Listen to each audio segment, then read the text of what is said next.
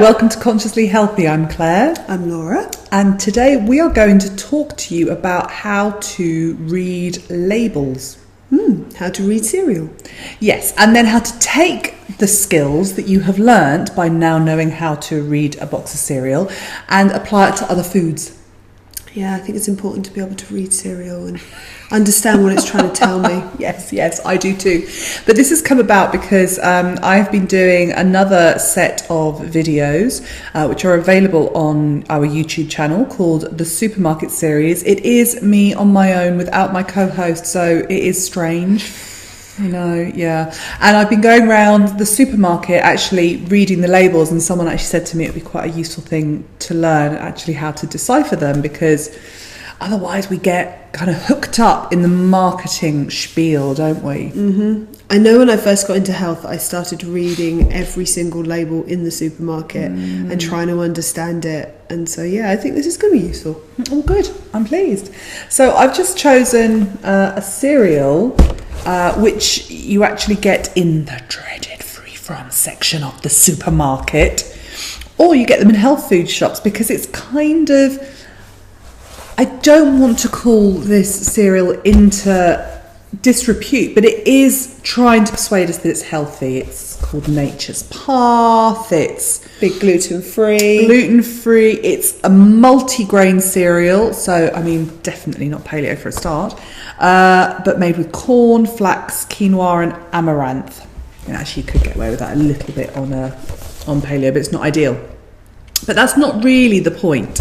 So basically, I'm just going to read to you this big pile of ingredients. It first says it's got cornmeal in, corn flour, raw cane sugar, flaxseed, buckwheat flour, quinoa, amaranth, sea salt, and the antioxidant is a tocopherol-rich extract. Now, basically, these ingredients are listed with the highest proportion first. So the highest proportion of this is cornmeal. But the third highest is the cane sugar. That is slightly suspicious. But it says raw cane sugar. It's got the magic raw word in, so it must be good for me. And cane sugar. So it's basically not just come from the Tate and Lyle factory. That's what it's trying to tell me, isn't it? That's what I'm taking from. But it's still sugar. Ultimately, it doesn't matter where the source of the sugar comes from. It still does the same thing. It still turns to sugar in our bowel.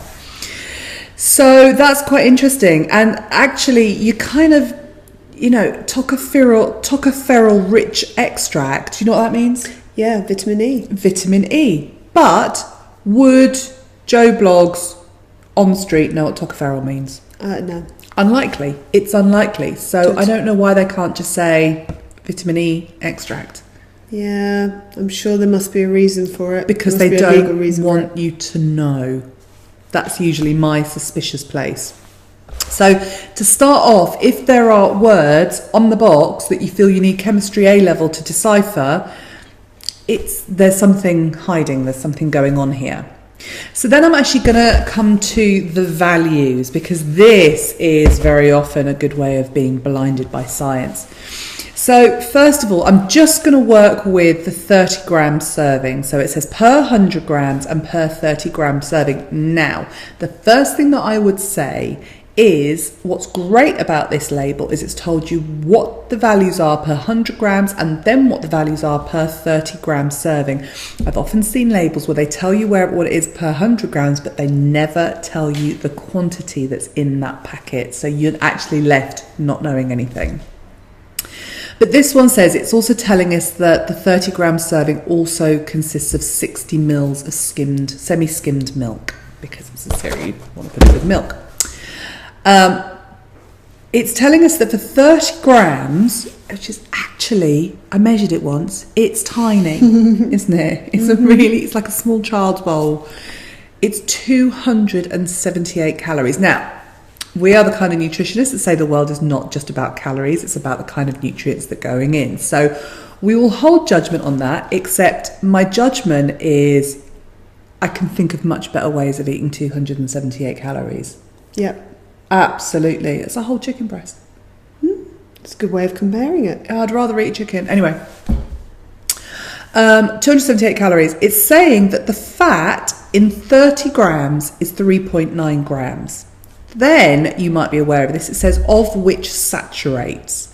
Now, and then it says 1.4 grams. Now, what that means is fat works in different ways, and they've brought your attention to the saturates because we have been brainwashed for 30 years that saturated fat is not good for us.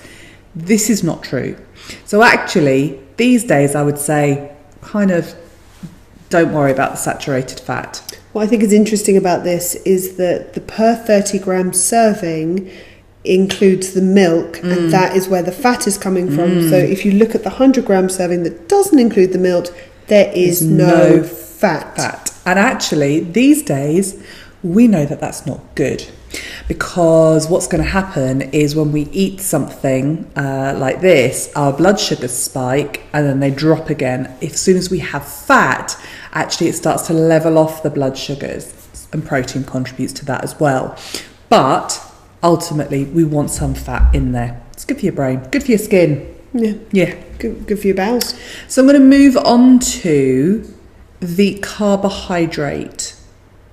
Now, this is interesting because it's telling me that carbohydrate is 50 grams in a 30 gram serving, but that's because also it's got the semi-skim milk. So if I move over to the 100 grams, 80 grams out of 100, 80% of this cereal is carbohydrate.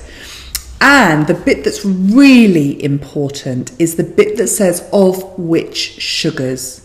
And the of which sugars in our 30 grams says 13 grams. So 13 grams of this in a small teeny child's bowl literally turns to sugar. Now, if you want to convert that into something that you can kind of understand, you sort of look at 4 grams in a teaspoon. So here we're looking at over 3 teaspoons of sugar. In a small bowl. In a teeny tiny child's bowl.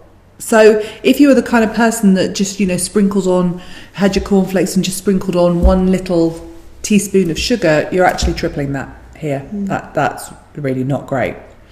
There's fibre, 5.5 grams, lovely. There's protein, 10 grams. Now, the way that we work with labels, so basically all this is sugar, really. There is some fibre and protein, but it's low, and there is fat, but it's low. So the predominant ingredient here is carbohydrate. So we are going to get some serious blood sugar spiking. And the way that we work is we look at food. It's the work of the wonderful dietitian Cassie, and we look at balancing out food. So in any meal, having a protein, a fat, and a carbohydrate, we look at it's called PFC, protein, fat, carbohydrate. And the way to find out which food it is you're eating is which is the predominant marker, I guess, or the predominant measure on the label. And in this case, it's absolutely your carbohydrates, which is really upsetting. So what's going to happen when you eat this is I can't even begin to imagine. Actually, I was about to say you'll probably feel full for a bit, but you're not going to on a small, tiny little child's bowl. Your blood sugars are going to spike, and then what goes up must come down, and they will go down directly proportional to how high they came up. And by about 10 o'clock in the morning, if you've had this at 8, you're going to be absolutely ravenous. Nice conclusion. So what would we recommend for breakfast? Because this is not fit for our breakfast table.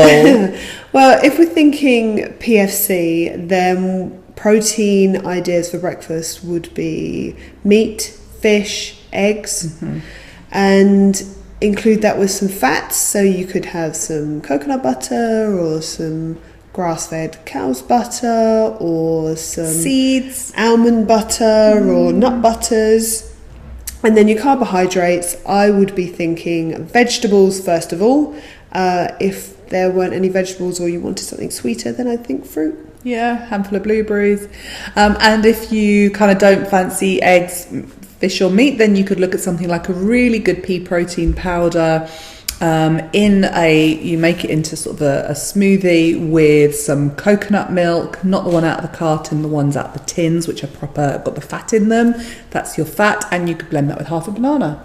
But if you really did want to have a cereal, then make sure that you have something like a boiled egg to go with it. Boiled egg beforehand, which will balance your blood sugars. Yeah, and don't use the semi-skim milk. You actually want to get some decent fats in there. So maybe even the coconut milk out of a tin again. Lovely. Yeah, great. So that is how to read labels. Please don't just stick to cereal. Please do transfer these life skills that we've now taught you to other Read packet tins. food.